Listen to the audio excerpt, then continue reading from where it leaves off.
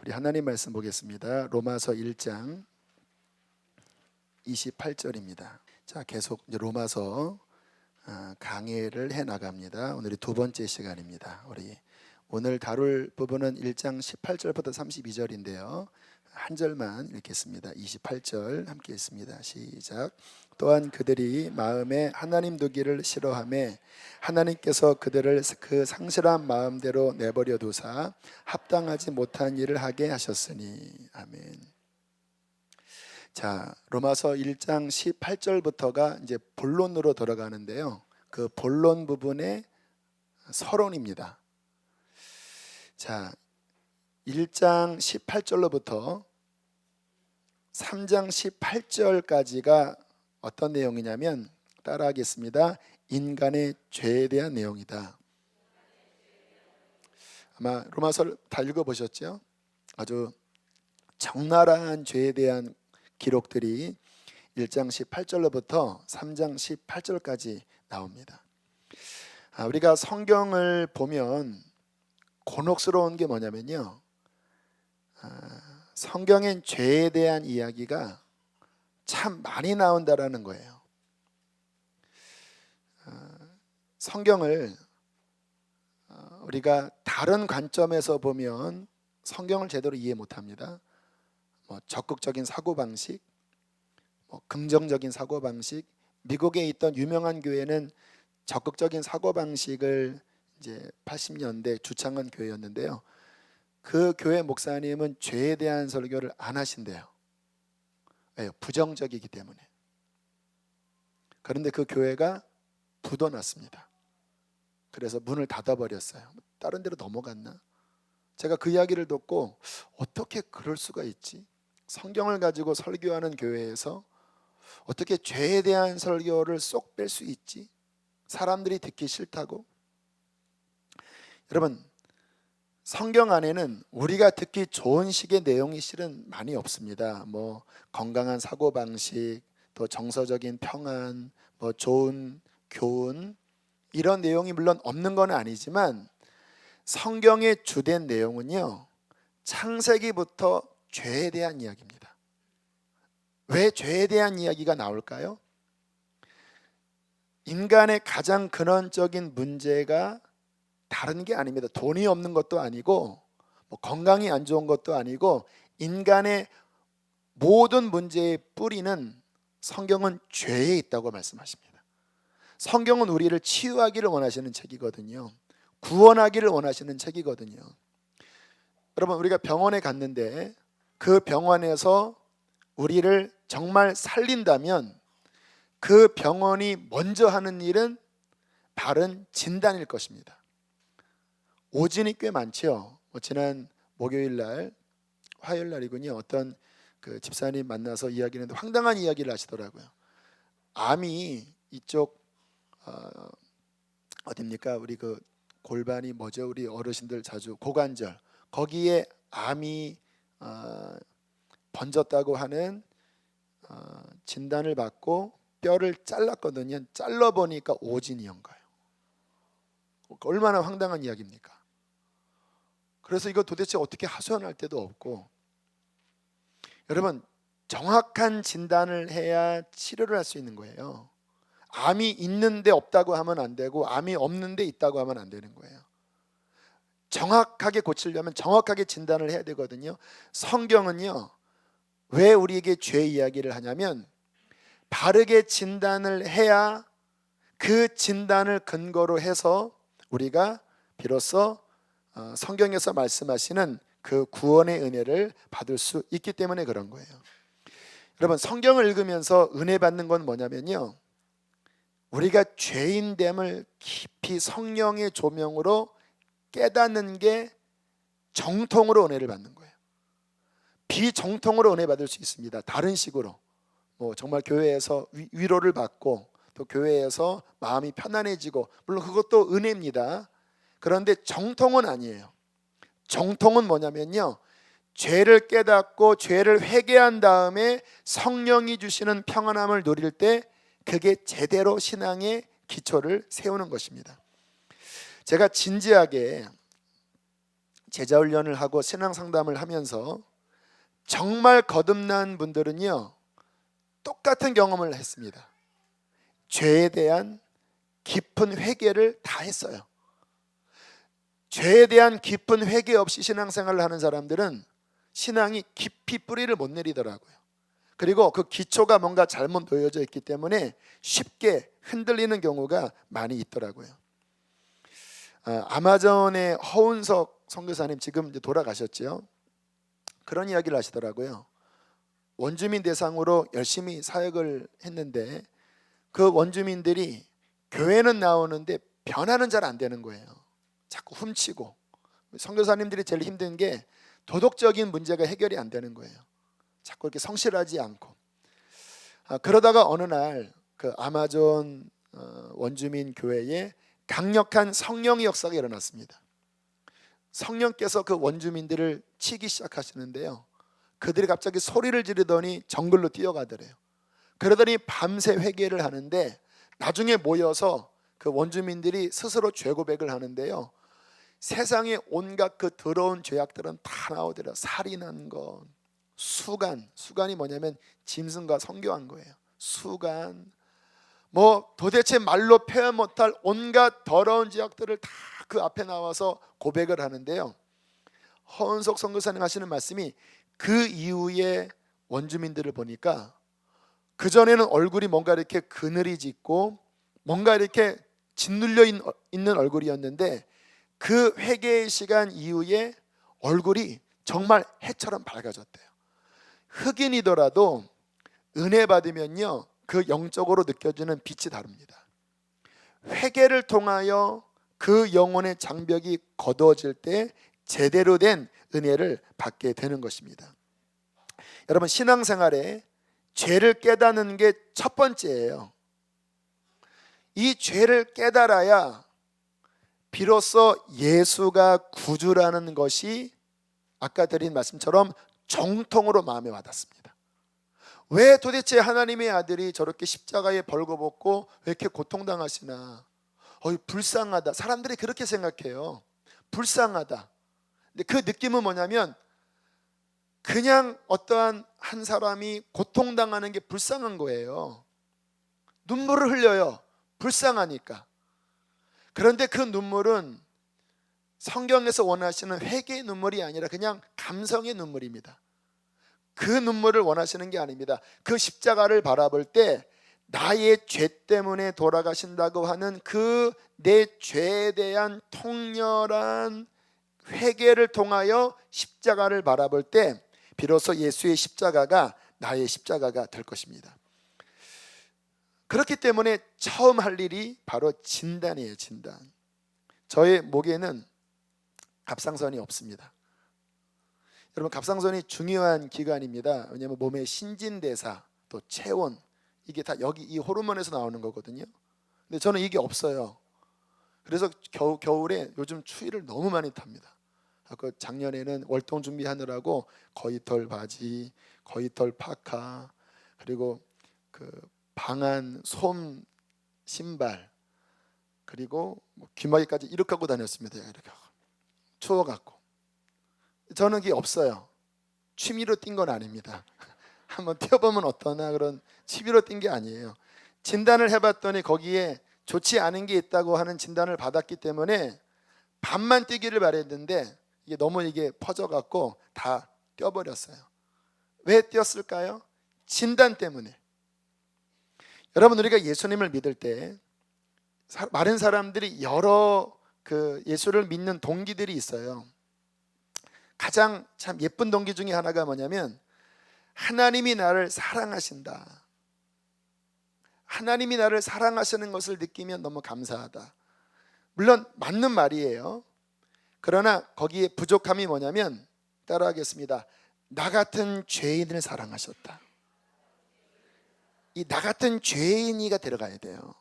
나 같은 죄인을 사랑하셔서 아들을 보내주셨다. 이 개념과 나는 죄인은 아닌데 그냥 하늘 아버지께서 나를 사랑하셨다, 느낌이 다른 거예요. 또 어떤 분들은 신이 나의 문제를 도와줄 것이라고 믿기 때문에 신을 믿습니다. 여러분, 하나님이 우리를 분명히 도와주십니다. 그러나 문제는 뭐냐면요, 도와주시고 난 다음이 문제가 돼요.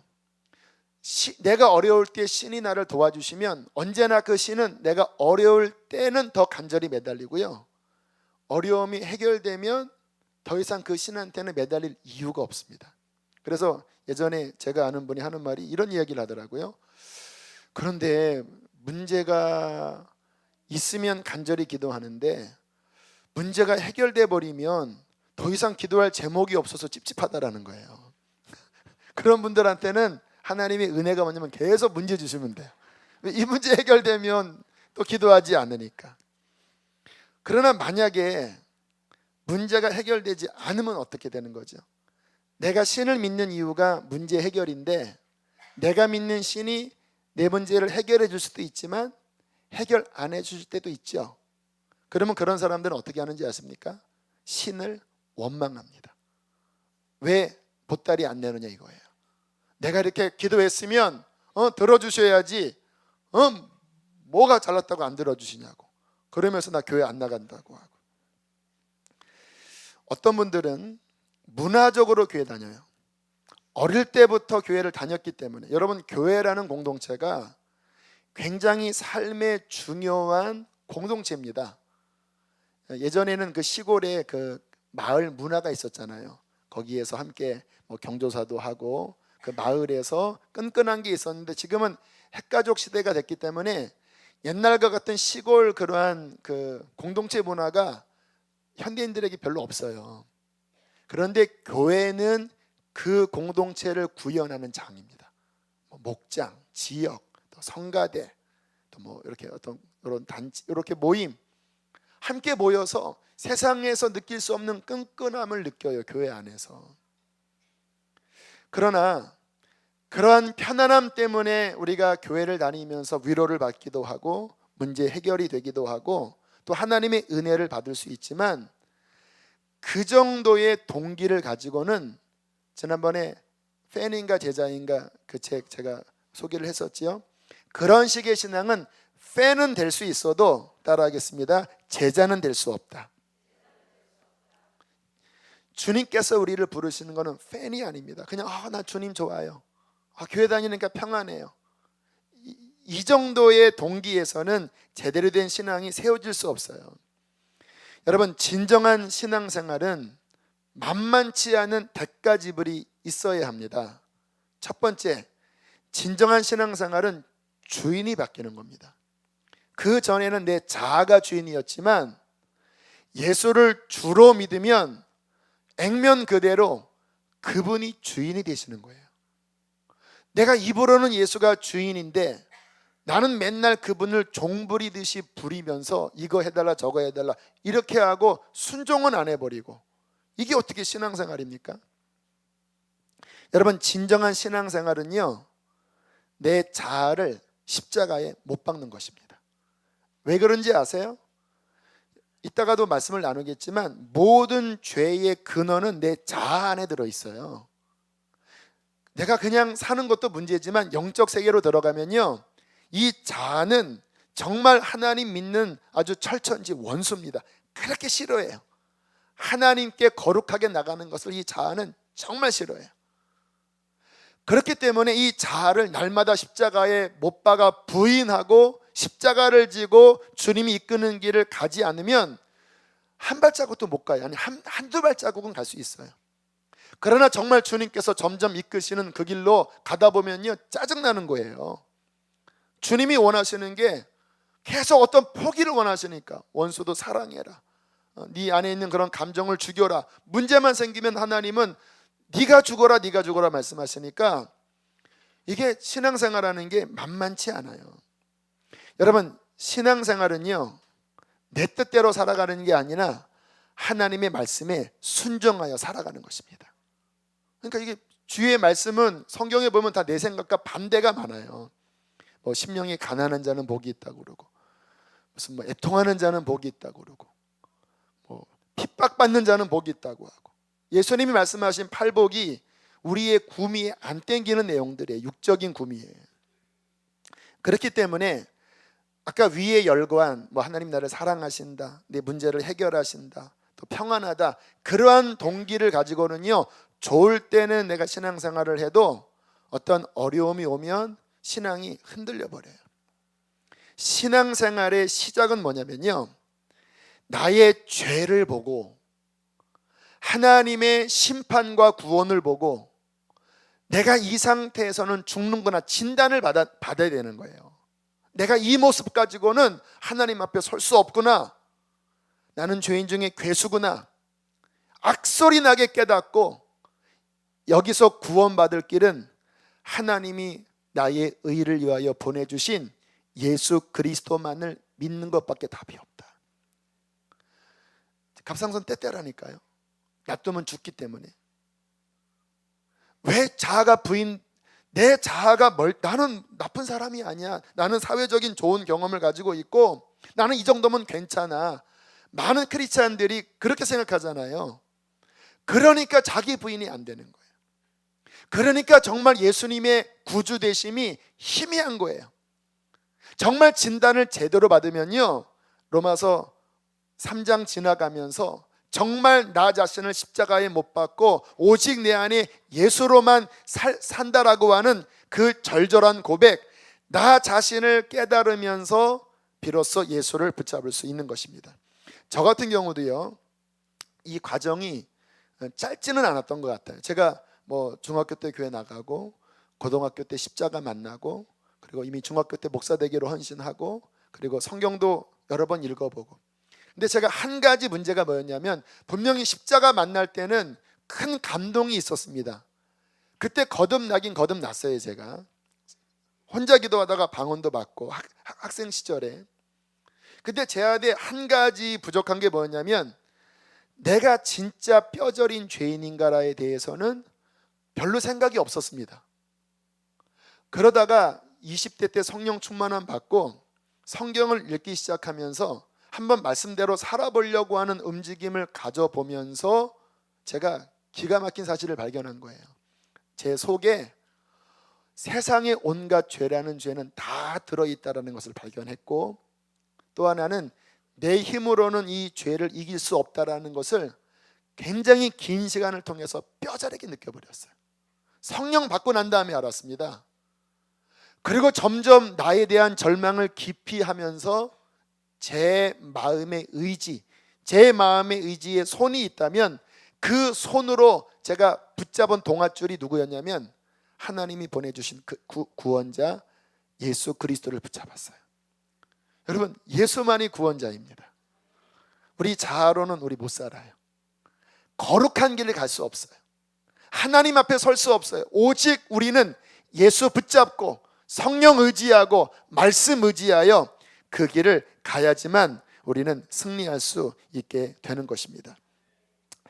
제가 그러한 마음으로 신앙생활을 이렇게 해오면서 주님께서 저를 이곳까지 이르게 하셨는데, 제가 참 우리 교회에 감사한 거는요, 저희 교회에 오시는 분들의 대다수가 지금 제가 고백하는 이 마음을 갖고 오시는 분들이 많아요. 저는 그게 참 감사합니다. 그래서 외부 강사들이 오셔서 우리 교회 영적 분위기를 굉장히 좋아하세요. 왜냐하면 그 영적 갈망, 어떤 죄에 대한 깊은 각성들, 하나님의 어떤 의를 붙잡는 성경적인 이 기초가 잘 닦여져 있어요. 지난번에 제 아내한테 참 깊은 소식을 들었습니다. 우리 교회에 와서 예수님 믿으신 세 가족인데, 다른 교회 다니는 어떤 귀신자가 아니라 귀신자에게 막 답답하게 하소연했더라는 거예요. 내가 자아가 죽어야 되는데 자아가 죽어지지 않는다고 막 초신자가 막 이야기하니까 다른 교회 귀신자가 그 이야기를 듣고, 그렇게 심각하게 믿을 필요 없어, 그냥 주일날 교회 나가서 나이스하게 예배드리고 너무 부담 갖지 막 그렇게 신앙생활하면 피곤해. 그 말 듣고 충격 받고 왔다라는 거예요. 우리 교회는 맨날 하는 소리가 왜 자아 안 죽냐 막 그러는데, 그분들이 이상하게 보는 거예요. 저는 그래서 우리 교인들이 저와 같이 갖는 이러한 마음, 그래서 그런 생각 며칠 전에 했습니다. 내가 평생 진짜 좋은 교회에서 목회하는구나.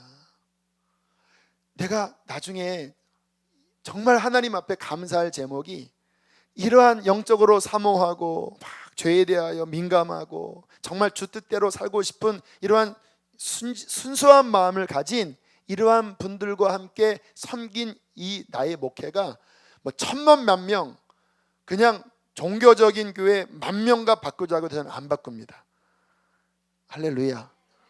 자, 진짜 안 갈 거예요. 뭐 주님이 가라고 하면 가겠지만 제가 인간적으로 저게 만 명이네. 아니, 제가 알아요.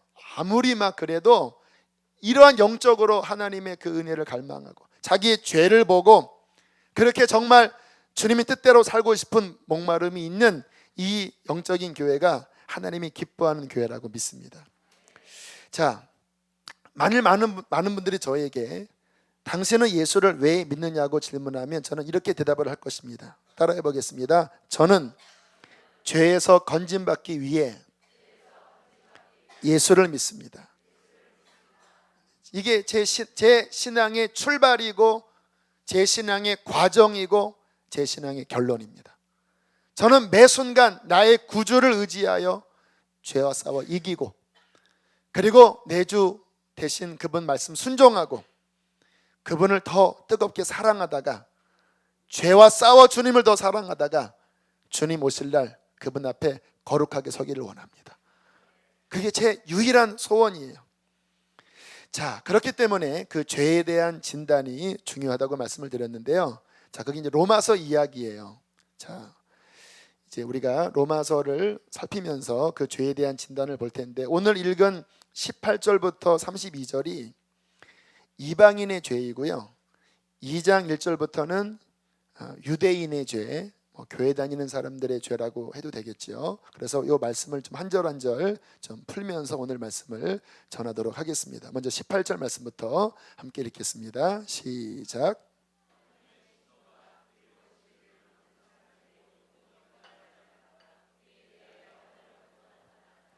자, 이제 복음을 풀어내면서 사도 바울이 처음 선포하는 말씀이 하나님의 진노에 대한 말씀입니다. 여러분, 하나님은 죄에 대하여 진노하시는 분이십니다. 성경에 그런 내용들이 많이 나와요. 노아의 홍수, 소돔과 고모라의 심판, 또 이스라엘이 망하는 이야기들. 여러분, 왜 하나님께서 죄에 진노하실까요? 하나님은 거룩하시고 의로우신 분이기 때문에 그래요. 하나님의 거룩하심 때문에 하나님께서는 죄를 싫어하십니다. 지금 이 세상에 죄악들이 얼마나 많이 벌어지고 있습니까? 그 모든 죄악들을 하나님께서는 속속들이 보고 계시고 알고 계십니다. 그리고 그 죄악들은 하나님의 진노의 잔에 지금 하나하나 쌓여지고 있습니다. 그런데 왜 거룩하신 하나님이 왜 심판을 하지 않으실까요? 하나님의 성품의 기초는 거룩하심이지만 그러나 그분 앞에는 그분의 인자하심과 긍휼히 여기심이 있어요. 그래서 오래 참으시는 거예요. 그냥 하나님의 거룩하심을 곧장 쏟아내면 세상에 남을 사람이 없잖아요. 그렇기 때문에 하나님께서는 인자와 사랑으로 그 앞을 덮으시면서 공의가 발현되지 않도록 하나님이 참으시는 겁니다. 그리고 예수 그리스도의 십자가를 앞에 보내서 나의 공의가 나가버리면 너희는 망한다. 그러나 내가 기회를 주겠다. 오래 참으면서 기회를 주겠다. 나의 이 공의가 2000년 전에 골고다 언덕 갈보리에서 이미 다 이루어졌다. 나의 아들이 모든 인류의 죄를 그 공의와 거룩과 심판을 다 받아냈으니까 너희가 다른 데 가지 말고 나의 아들 예수에게 가서 회개하고 예수를 붙잡으면 나의 이 심판이 예수의 십자가에게 가고 너는 내 아들로 받아주겠다. 이게 복음인 거예요. 주님의 그렇다고 거룩과 공의가 사라지지 않아요. 하나님의 진노는 지금 계속 쌓여가고 있습니다. 그러나 그분의 자비 때문에 십자가를 앞에 내놓으셨어요. 그리고 우리들에게 말씀을 하시는 겁니다. 회개하고 예수 믿어라. 회개하고 예수를 붙잡아라. 그러나 사람들이 거절하고 자신의 불의를 가지고 하나님의 거룩을 대적하고 계속해서 기회를 주시는데도 끝까지 그 하나님의 기회를 거절하면 하나님이 오래 참으시지 끝까지 참으시진 않으세요. 그게 노아의 홍수고 소돔과 고모라고 마지막 심판이에요. 하나님의 오래 참으심이 끝나는 그날 하나님의 완전하시고 공의로운 그분의 심판이 떨어질 때 세상은 심판받습니다. 그 완전한 공의가 그 사람에게 떨어질 때 그 사람은 지옥인 거예요. 지금도 수백만 명이 지옥으로 떨어지고 있어요. 그 하나님의 기회를 끝끝내 저버리고 지금도 수많은 사람들이 그 하나님의 오늘도 그 공의가 중환자실에서 어떠한 사고 지역에서 하나님의 공의가 구석구석 떨어지고 있어요. 다시 한번 18절 읽어보세요. 시작.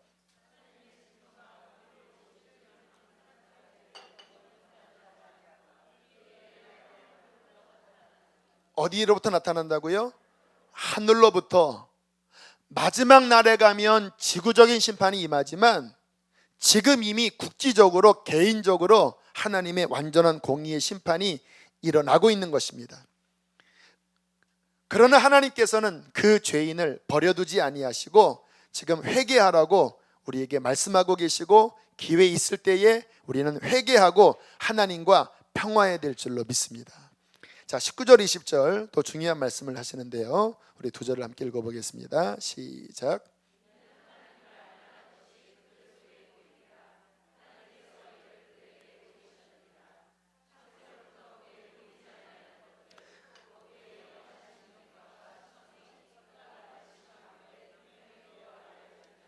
자, 중요한 말씀을 하시는데요, 하나님께서 그 성경을 알고 있는 사람들에게 뿐만 아니라 일반인들에게도 하나님이 누구신지 알만한 것들을 계시하셨다라는 거예요. 불신자들도 하나님이 창조주이시고 분명히 조물주 하나님은 있고 그분은 거룩하신 분이기 때문에 그분은 심판하신다라고 하는 개념이 일반인들에게도 있다라는 거예요. 여러분 그거 인정하실 수 있나요? 참 신기하죠. 저도 전도를 해보면요, 조그만 아이들도 교회에 다니지 않지만 죄에 대한 이야기하면 다 죄인이라고 인정하고요, 창조주 이야기하면 다 어렴풋이 고개 끄덕거리고요. 제가 옛날 공주에서 목회할 때 그 시골에 다니면서 어르신들한테 조물주 있잖아요, 조물주 하면 다 고개를 끄덕거려요. 교회를 안 다녀도 사람의 이 기본 품성 안에 하나님이 인간의 마음을 지셨잖아요. 하나님에 대한 감각을 다 갖게 하셨고요, 그냥 정직한 마음으로 만물을 보면 그 만물 안에 하나님이라는 분이 어떤 분인지에 대한 그 개념과 이해를 갖도록 하나님께서는 역사하셨다라는 거예요. 저 같은 경우도 어릴 때 보면요, 교회를 안 다녔어도 늘 제 마음속에 하나님이라는 인식이 있었습니다. 하나님. 그래서 어려우면 하나님 도와주세요, 그런 말도 했던 적이 있고요. 어떤 무당이 조상실에게 절하다가 다 절한 다음에 일어나면서 아멘 했대잖아요. 나중에 세 번이나 한 다음에 깜짝 놀랐는데 나중에 알고 보니까 어릴 때 교회 다닌 그 기억이 나더래요. 스님도 물에 빠지면서 어이쿠 하나님 그랬대잖아요. 마음속에 하나님에 대한 인식이 들어있다라고 말씀을 하시는 거예요. 여러분 저 같은 경우는 자주 말씀을 드리지만 만물을 보면서 정말 하나님의 그 섬세한 아름다움에 감탄할 때가 많아요. 며칠 전에는 요 길을 가는데 예쁜 꽃 하나가 보라색인데 잎 5개인가 이렇게 딱 묶여 있다가 샥 펴지더라고요. 무슨 꽃인지 아세요? 도라지꽃. 제가 보면서 와 이쁘다니까 위에서 아줌마가 도라지꽃이에요 그러시더라고요. 근데 도라지꽃이라고 하기에는 너무 이뻐요. 도라지 하면 좀 촌스럽잖아요. 근데 꽃이 도라지꽃 보셨나요? 진짜 예뻐요. 이렇게. 와 도라지꽃이에요. 오늘 아침에 천둥번개가 얼마나 새벽에 나오는데 진짜 콩콩콩콩콩콩. 저는 그런 소리를 들을 때마다 하나님은 위대하시다. 하나님은 크시다. 하나님은 두려우시다. 이렇게 들려요. 와.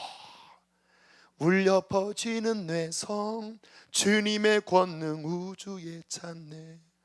와, 우르렁캉할 때마다 저 하나님이 느껴져요. 새들 막 짹짹짹거릴 때마다 새들 소리가 얼마나 다양한지 아십니까? 짹짹짹짹 하다가 깍깍 하다가 깍깍 하는 뭐 하기도. 저는 뭐 새소리 들으면서 속에서 들리는 생각, 하나님은 다양하시다. 어떻게 저렇게 다양한 소리를 얘기하실까? 여러분, 새들이 날아갈 때요, 이런 나뭇가지 사이를요 사사사삭 피해가는 거 보면요 기가 막히게 지혜로우시고. 예일대학교 지구과학 학생들이 브라질 동부에 거하고 있는 거북이를 연구하다가 기절할 뻔했대요. 왜냐하면 얘네들이 봄이 된가 가을이 되면 사라져 버려요. 그래서 어디 가나 했더니 수천 킬로 건너편 서아프리카에 있는 아두리카 섬에 가더래요. 그래서 이제 뭐 하나 봤더니 거기서 알을 까고 오더래요. 그래서 참 신기하다 해서 그 거북이 새끼 등에다가 그 GPS를 달아봤더니요, 그쪽 몇천 킬로거든요. 생각해보면 대서양인가요? 이 아메리카 대륙에서 아프리카 대륙까지 간 거니까. 여기서 깨어난 그 거북이가 태어나자마자 바다로 뛰어들더니 어디로 오냐면 그 부모가 있는 그 브라질 동부 해안 정확하게 도착하더래요. 그냥 알에서 깨어나자, 부모가 있는 게 아니라 그냥 알 까고 온 거예요. 씨만 뿌리고 온 거예요. 근데 깨어나자마자 부모가 있는 그곳에 오는 모습 보고 그 예일대학 지구 학생들이 기절하면서 교회당 갔대요. 이거는 신이 아니면 있을 수 없는 일이다. 여러분, 우리 하나님께서는요 이 세상에 날마다 말씀하십니다. 아침에 떠오르는 태양 속에서, 오늘처럼 뇌성이 치는 그 뇌우 속에서, 이 만물 안에서, 하늘에 펼쳐진 별들 안에서, 인간의 깊은 양심 안에서, 길거리에서 찬양하면서 예수 믿으세요 외치는 그 초라한 어떠한 그 전도인의 그 노래 속에서 하나님께서는 온 세상에 계속해서 말씀하고 계십니다. 하나님의 선하심과 그의 의로우심과 그분의 구원에 대해서 날마다 말씀하세요. 그러나 그것을 끝내 거부하고 그분의 심판대 앞에 서면 오늘 성경에 20절에 그들이 뭐하지 못한다고요? 뭐하지 못한다고 20절 끝에? 핑계하지 못하리라. 나는 하나님 몰랐어요. 왜 몰랐느냐? 내가 그때 이미 너에게 나를 보여주지 않았느냐? 너희 양심 안에 나를 비춘 적이 그때 말씀하지 않았느냐? 핑계할 수 없다라는 거예요. 그 누구도. 이미 하나님의 하나님 되심은 이미 충분히 많은 사람에게 보이셨고, 더군다나 우리들은요 이게 이런 말씀을 듣고 성경 지식을 안다라고 하는 게요, 죄송스러운 말씀이지만 그 다니엘 김 선교사님이 그러시더라고요. 많이 아는 게 좋은 게 아닐 수 있다라는 거예요. 왜냐하면 책임이 더 많아집니다. 많이 알면, 거기를 순종하지 않으면 차라리 모르면 들 심판을 받는데, 들은 건 많은데 순종은 안 되는 거예요. 핑계할 수 없이 주님의 심판대 앞에 섰을 때 그 누구도 몰랐어요, 하나님은 나한테 은혜 준 적이 없잖아요, 핑계할 수 없을 정도로 이미 하나님은 충분히 우리에게 말씀하셨습니다. 그러므로 우리가 할 일은 주의 음성을 들을 때에 회개하고 순종하는 것입니다. 핑계하면 안 돼요. 회개하고. 어떤 면에서는 그럴 수 있습니다. 제가 이 강단에서 외치잖아요, 회개하라고. 어쩌면 누군가에게 마지막 심판날에 주님이 그렇게 말씀하실 거예요. 몰랐다고? 내가 그때 강단에 세운 나의 종을 통해서 얼마나 목 터지게 내가 외치게 했느냐, 얼마나 회개를 외쳤느냐. 너는 한 번도 회개하지 않지 않았느냐, 네 고집대로 살지 않았느냐. 여러분, 지혜는 뭐냐면요, 머리 좋은 게 아니라 하나님 말씀이 들려질 때에 하나님께서 우리에게 그의 살아계심을 보이실 때에 나를 꺾고 그의 음성에 순종하는 것입니다. 자, 하나님을 거역하는 죄인의 모습 두 두 가지의 단면을 보여주는데요. 21절을 함께 읽어보겠습니다. 시작.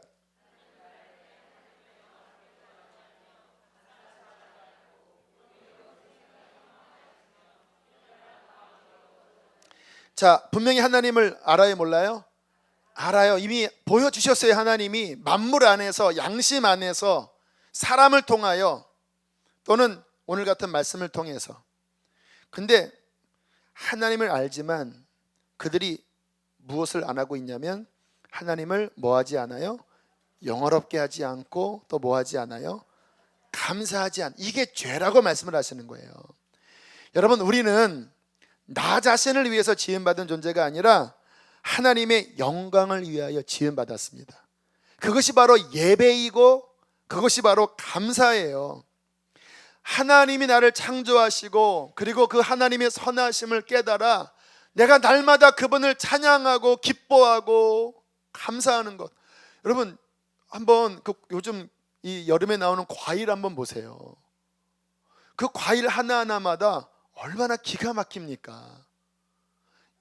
이 바나나는요, 열대지방에서 나잖아요. 바나나 안에는 더위를 이기게 하는 효능의 물질이 들어있대요. 그리고 여름 더울 때 수박 안에도 역시 더위를 이기는 이 효능이 들어있대요. 또 목탈까 봐 얼마나 통이 큽니까? 이 겉에 있는 하나님 포장지보다 얼마나 시원하게 그 아주 진 녹색에 더 진한 걸로 쫙 줄까지 하나님이 이렇게 그어 놓으셨잖아요. 근데 그거를 딱 자르면은 시뻘건, 얼마나 보기 좋은, 만약에 딱 잘랐는데 똥 색깔이 나면 어때요? 시뻘건 게 딱 나오는데 거기 안에는 물이 가득하고 입에 확 대면 그냥 막 속이 콕 시원하고 자두의 맛. 성경에서 하나님이 우리에게 곡식과 결실기를 통해서 그 하나님의 선하심을 보이셨다고 사도행전이 말씀하시거든요. 그 하나하나 할 때마다 우리는 그 하나님의 그 섬세한 그 섭리에 그냥 감사하며 사는 겁니다. 하나님, 이것도 주셨네요. 감사합니다. 하나님, 오늘도 내게 생명 주셨네요. 하나님, 찬양합니다. 걸어가면서도 찬양합니다. 하나님께 감사하고 찬양하도록 주님이 우리를 지으셨어요. 솔직히 말씀드립니다. 여러분, 아무것도 안 해도요, 내가 있는 자리에서 그 하나님의 은혜에 감격해서 날마다 감사하고 찬양하면요, 그것만으로도 하나님은 당신을 너무너무 기뻐하십니다. 이 신앙생활이 어떤 면에서는 그렇게 고역이 아니에요. 그냥 그 은혜에 그 하나님을 더 깨닫고 그냥 너무 감사해요. 모든 생활이 왜 다 은혜니까. 그 하나님의 그 아름다우심, 그 하나님의 선하심, 날마다 이 은혜에 감사하고. 이번에 단기 선교 팀들 단기 선교 가서 특별한 거 안 해도 돼요. 그 이방 땅에서, 예배 없는 그 땅에서 나라도 그 땅을 밟고 하나님의 존재를 찬양하고 예배하면 이미 그 땅이 거룩하게 변화되고 단기 선교팀들인 여러분들을 하나님이 기뻐하실 것입니다. 자, 그런데 이게 인간의 본분인데 주님께서 탄식하시는 거예요. 하나님을 알지만 하나님을 영어롭게도 하지 않고 감사하지도 않고 오히려 그 생각이 허망하여져서 23절 읽어보실까요? 시작.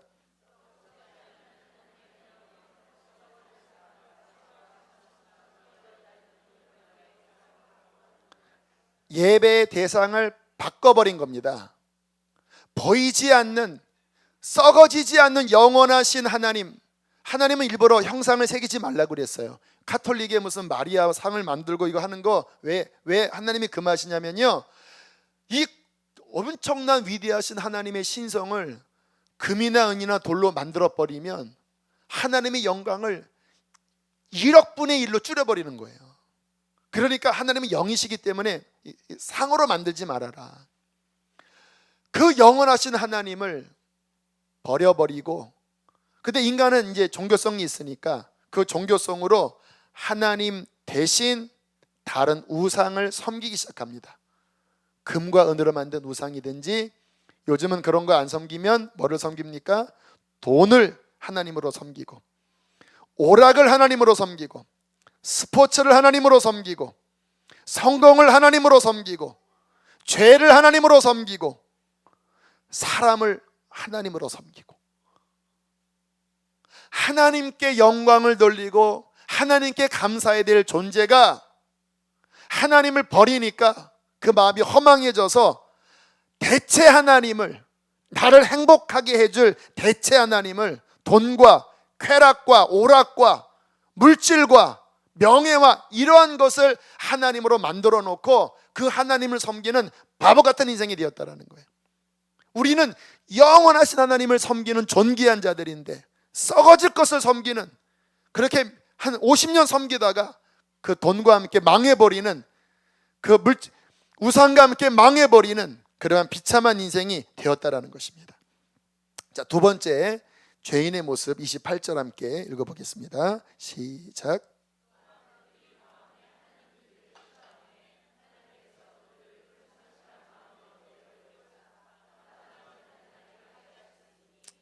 자, 여기에서는 죄에 대하여 중요한 원인과 결과를 보여주는데요.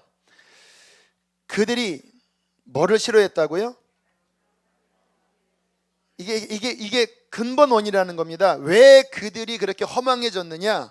원인이 있다라는 거예요. 마음에 하나님 두기를 뭐 했다고요? 싫어했다. 여러분, 이게 죄의 모든 원인입니다. 자, 예를 들겠습니다. 지금 이 안에 어둠이 별로 없죠. 그런데 빛을 몰아내버리면, 빛을 꺼버리면 순간 뭐가 찾아옵니까? 어둠이 찾아와요. 지금 이 안에 어둠이 있는 겁니까? 없는 겁니까? 없는데 빛이 사라져버리면 갑자기 어둠이 찾아오잖아요. 우리 안에는요, 하나님 그분이 빛이시기 때문에 하나님이 계시기만 하면 어둠은 자연적으로 물러갑니다. 그런데 하나님이 떠나가 버리면 그 속에 숨어있던 어둠이 그냥 갑자기 싹 없는데 갑자기 드러나 버린 거예요. 원래 있었죠. 빛이 없는 게 어둠이니까. 하나님을 멀리하는 그 일들 속에서 어떤 일이 벌어지는지 28절부터 31절에 그 어둠에 나타난 현상들을 이렇게 열거하고 있어요. 자, 한번 쭉 읽어보실까요? 28절부터 31절 시작.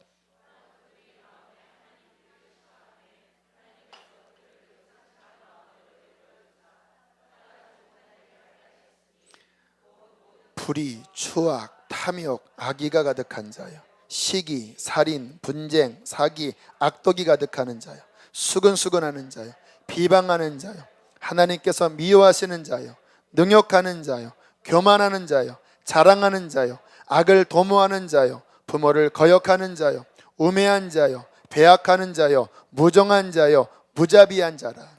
자, 이 모든 더러운 것들이 무엇 때문에 찾아왔다고요? 그렇죠. 하나님을 마음에 두기 싫어하며. 여러분, 언제 여러분들에게 문제가 다가오는지 보세요. 내가 교회는 다니지만 뭔가 내 마음속에 하나님이 계시지 않고 분주한 세상에 내 마음을 빼앗기 시작하면요, 나도 모르는 사이에 이런저런 것들이 막 불쑥불쑥 올라올 거예요. 내가 왜 지금 이렇게 됐지? 원인은 하나라니까요. 마음에서 하나님을 여러분들이 밀어내기 시작한 겁니다. 하나님을 붙잡지 않은 거예요. 그러니까 빛이 사라지자 어둠이 몰려오는 것처럼 하나님을 놓기 시작하자 죄악들이 올라와요. 여러분, 열왕기 상하나 역대 상하 가만히 보세요. 여러 왕들 이야기가 있거든요. 다 무슨 이야기냐면 그 왕이 하나님을 붙잡았다라고 하면 그 왕은 갑자기 막 우상 몰아내고 막 민족적으로 회개를 시키고 막 거룩하게 막 나라를 정화시키고요. 마음에 하나님을 딱 놓기 시작하면 갑자기 우상들이 밀려오고 나라가 무너지기 시작해요. 그 열왕기 그 왕들 이야기는 하나입니다. 따라합시다. 마음에 하나님을 두느냐, 하나님을 버려버리느냐. 다 이거예요. 여러분, 우리 인간의 본성 안에는 죄로 가득합니다. 이것을 이기는 길은 오직 마음속에 창조주이시고 구원자이신 예수 그리스도를 두는 것 외에는 다른 길이 없어요. 그게 신앙입니다. 이게 멀어지는 순간 온갖 뒤틀린 육신의 정욕들이 인간을 지배해서 앞에 나오는 무슨 미워하고 거짓말하고 부모를 거역하고 시기하고 살인하고 수근수근하고 이러한 것들 우리에게 흔히 나타나는 죄악이잖아요. 근데 그 정도로 끝나는 게 아니라 이 죄가 계속 발전되면 어디까지 가냐면요, 성적 타락으로 갑니다. 그 성적 타락의 끝은 동성애입니다. 성경이 오늘 그것을 보여주고 있습니다. 자, 24절 제가 읽어볼게요. 그러므로 하나님께서 그들을 마음의 정욕대로 더러움에 내버려 두사 그들의 몸을 서로 욕되게 하셨으니 26절로부터 27절 읽어주세요. 시작.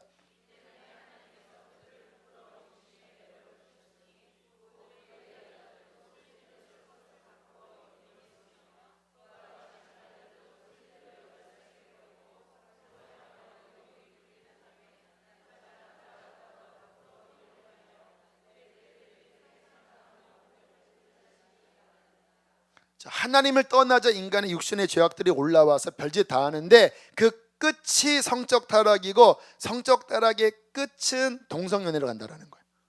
얼마나 뒤틀려 버렸는지 하나님의 창조의 원리는 한 남자와 한 여자가 결혼해서 한 몸을 이루고 경건한 자손을 나오게 창조하셨는데 이게 남자가 남자를 보면서 음욕을 느끼는 거예요. 여자가 여자를 보면서 음욕을 느껴버리는 거예요. 얼마나 뒤틀려져 버렸는지. 하나님께서 이것은 아니라는 것을 보여주셨는데도 끝까지 그 길을 가면서 나중에는 뭐라고 이야기를 하냐면 31절입니다. 31절 함께 읽겠습니다. 시작. 32절이군요. 시작. 그들이 이같이 일을 행하는 자는 사형에 해당한다고 하나님께서 정하심을 알고도 자기들만 행할 뿐 아니라 또한 그러한 일을 행하는 자들을, 이거는 사형이다, 심판이다, 하나님의 공의를 알지만 자기만 행하는 게 아니라 그렇게 행하는 것을 공개적으로 옳다라고 얘기를 한다는 거예요. 양심이 살아있는 시절에는 그게 부끄러워서 숨어서 했거든요. 근데 끝까지 가버리면 숨어서 하는 게 아니라 이게 표준이다. 성소수자의 인권을 보호해 주는 게 법으로 제정되어져야 한다. 이게 왜 죄냐? 자기 기호지, 유전적인 어떠한 그 타고난 거지. 이게 왜 죄냐? 그러면서 공론화시키면서 나만이 옳은 게 아니라 다 그런 게 옳은 거다. 아예 법을 뒤틀려 버리는 게 마지막입니다. 소돔과 고모라 그 마지막에 롯의 천사들이 왔을 때요, 그 집에 남녀노소가 와서 뭐라고 했는지 아십니까? 남자들이 와서 그 집에 들어간 그 남자 끌어내라, 우리가 섹스하리라. 원어가 섹스입니다. 관계하리라, 섹스하리라. 동성연애 하겠다고 하는 건데 숨어서가 아니라 온 동네 사람들이 다 왔어요. 왜? 그게 끝이에요. 자기만 옳다고 하는 게 아니라 그런 행하는 모든 사람들을 옳다고 인정해버리는 아주 집단적으로 그 죄에 빠지는 모습. 여러분, 몇 주 전, 한 달 전쯤인 것 같아요. 신천 명물거리에서 동성애자들이 집단으로 모여 빤스 퍼레이드 하려고 한 거 아시죠? 차에 그들이 빤스 입고 그들이 막 거기서 막 춤을 추면서 퍼포먼스를 하고 막 애정 행각을 벌이는데 신촌거리를 다니면서 이거를 퍼뜨리려고 한 거예요. 제가 어릴 때 그런 얘기를 들었었습니다. 미국이 그렇다고. 그래서 미국은 남자 손잡고 가면 이상하게 본다. 저는 그때 내 친구들이랑 중고등학교 손잡고 갔거든. 어깨동무도 하고. 이상하게 안 봤어요. 지금은 그렇게 못하는 시절이 되었어요. 이게 지금 이 시대가 어떻게 가는지, 이 뒤틀려 하나님을 밀어내기 시작하면서 이 속이 뒤틀리고 이 더러운 것을 옳다고 주장하는, 그때 많은 크리스찬들이 그곳에 가서 연대 집회를 열고 스크랩을 짜서 막 막아내는 그 일들이 있었습니다. 그 방주교회 박보현 목사님이 전 교역자들을 다 보냈대요. 왜? 이 동성애가 결국 한국 교회를 무너뜨리는 굉장히 심각한 죄가 될 거라고. 이 하나로 말미암아 한국 전체가 타락하는, 이거 목숨 걸고 막아야 한다. 근데 신촌은 막았는데 이번에 대구는 어떻게 되는지 모르겠어요. 저도 그때 우리 교회 좀 보낼 걸 그런 아쉬움이 있었습니다. 그때 우리 홀리튜브에 보니까 그 신촌 집회에 거기서 막 외쳤던 그 어떤 목사님의 설교를 좀 올려놨더라고요. 잠깐 좀 그 내용을 함께 좀 보도록 하겠습니다.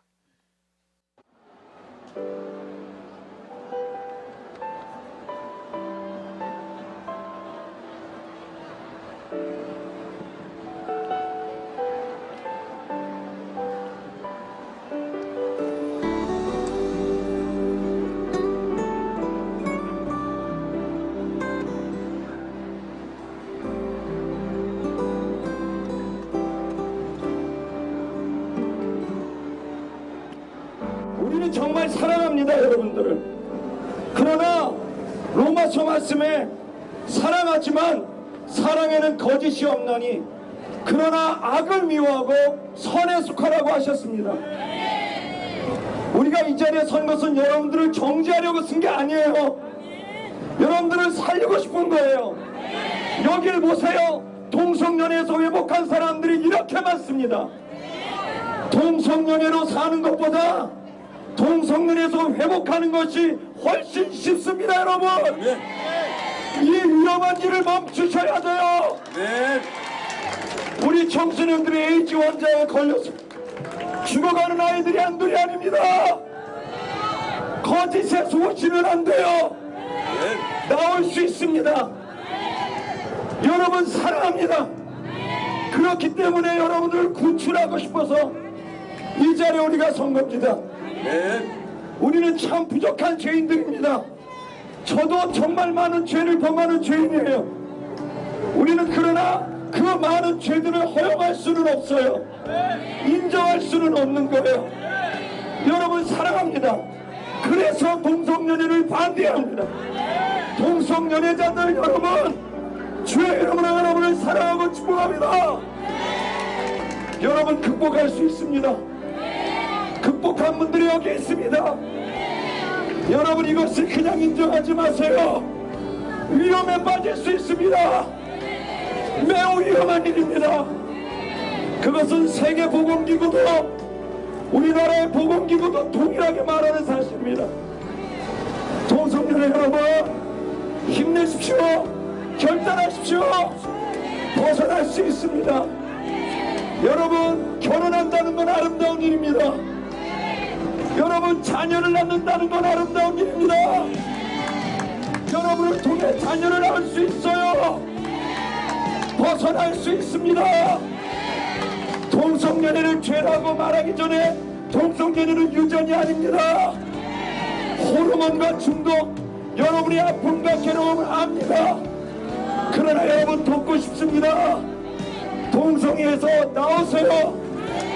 참된 인권은 동성애로부터 자유하게 하는 것이 참된 인권입니다. 이 자리에 있는 많은 시민 여러분, 동성애자 여러분, 주님의 이름으로 여러분을 사랑합니다. 꼭 벗어날 수 있는 기회가 있기를 바랍니다. 마지막으로 교회에서 이 동성애를 지지하는 분들에게 말합니다. 동성애 때문에 얼마나 많은 청년들이 다음 세대가 그 가정을 이뤄보지 못하고 죽어가고 있습니까? 여러분 사랑해야 된다는 마음 저도 이해하고 동의합니다. 그러나 진정한 사랑이 뭐겠습니까? 위험에 빠져있는 사랑은 막아야 되는 거 아닙니까? 사랑이라고 모든 걸 허용한다면 결혼하고 난 다음에도 다른 이성을 만날 수 있다는 겁니까? 여러분 이것은 위험한 일입니다.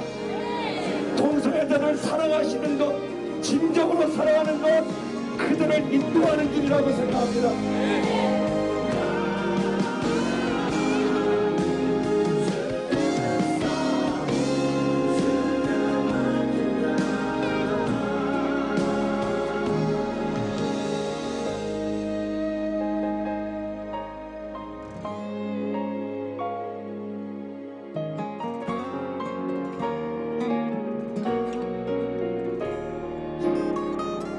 지금 저 축제를 벌이기 위해서요 신천에서는 실패했는데 계속 지금 시도하고 있습니다.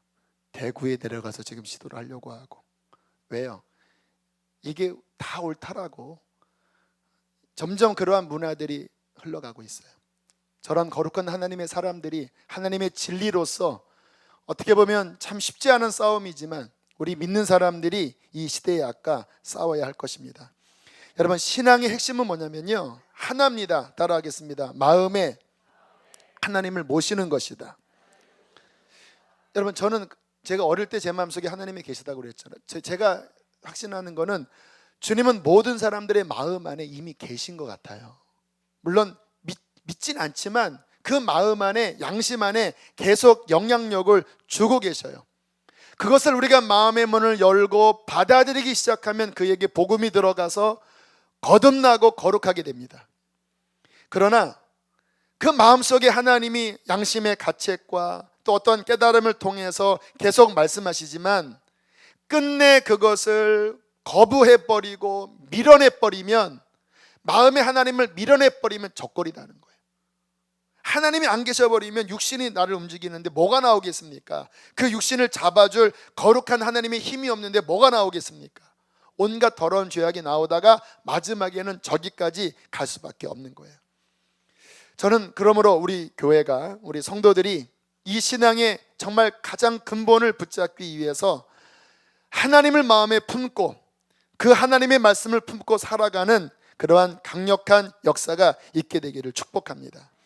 여러분, 우리가 승리하는 길은 하나밖에 없어요. 하나님, 그가 보내신 예수 그리스도를 붙잡는 것입니다. 눈에 보이지 않잖아요. 그분의 말씀을 붙잡는 거예요. 그래서 저 같은 경우 계속해서 경건 노트를 쓰고 몸부림치는 거예요. 제가 오늘 쓴 내용을 좀 볼게요. 제가 이번 한 주간 좀 부대끼는 일들이 많았습니다. 아무튼 뭐 건물 얻고 하는 과정에 참 제 안에, 내 안에 이러한 분노가 있구나, 이러한 혈기가 있구나, 이런 생각이 들면서 참 마음이 힘들었는데, 제가 오늘 쓴 내용을 한번 읽어드릴게요. 내 안에 조급증이 있습니다. 급한 마음이 있습니다. 이로 인해 하나님의 일을 그르칠 수 있겠습니다. 하나님, 내 안에 조급한 마음을 주님께 드리겠습니다. 급한 분노를 다스려 주십시오. 말씀 하나가 떠오르더라고요. 오래 참으면 관원도 설득할 수 있나니 부드러운 혀는 뼈를 꺾느니라. 이 제 마음의 연약함, 주님이 영역에 미치지 못하는 제 안에 이 쓴뿌리 더러움들을 제가 방치하지 않고, 왜 제 안에 그런 마음이 있습니까? 주님이 거하지 않으니까. 그러나 그곳에 말씀이 들어가게 하고 예수를 붙잡고 계속해서 씨름하면서 복음을 붙잡는다면 저의 그 어둠도 변화되고 제 삶에 주님의 거룩한 영향력이 더욱더 흘러넘치게 될 줄로 믿습니다. 사랑하는 교회 여러분, 우리 진정 믿는 사람이 됩시다. 우리 마음에 하나님을 마음속에 모시고 살아갑시다. 그의 말씀을 품고 살아갑시다. 날마다 이 싸움을 치열하게 하면서 정말 그분의 힘으로 살아갈 때 하나님의 복음의 역사가 우리에게 일어나게 될 줄로 믿습니다. 우리 함께 시간 찬양하고 기도합니다. 주께 가까이 우리 함께 찬양하고 우리 기도합니다.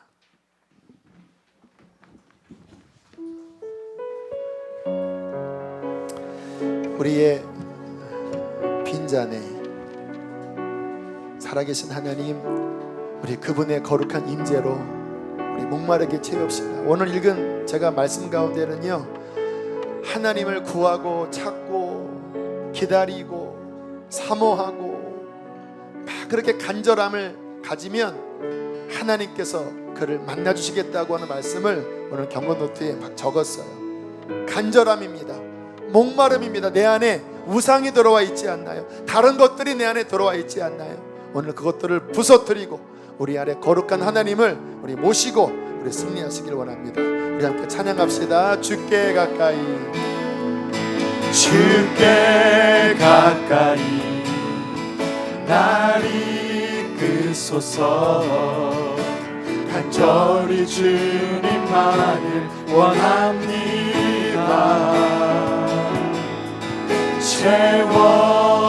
채워주소서. 주의 사랑을 진정한 찬양 드릴 수 있도록. 우리 한 번 더 주께 가까이, 주께 가까이 날 이끄소서. 날 이끄소서. 간절히 주님만을 원합니다. 채워주소서. 주의 사랑을 진정한 찬양 드릴 수 있도록. 목마른 나의 영혼 주를 부르니 나의 맘 만져 주소서. 주님만을 원합니다. 더 원합니다. 우리 하나님께 오른손을 간절한 마음으로 들고 목마른 나의 영혼 주를 부르니 나의 맘 만져 주소서 주님만을 원합니다 원합니다 이 시간 주님을 크게 세 번 부르시고 주여 내 마음속에 왕으로 찾아내달라고 기도하겠습니다.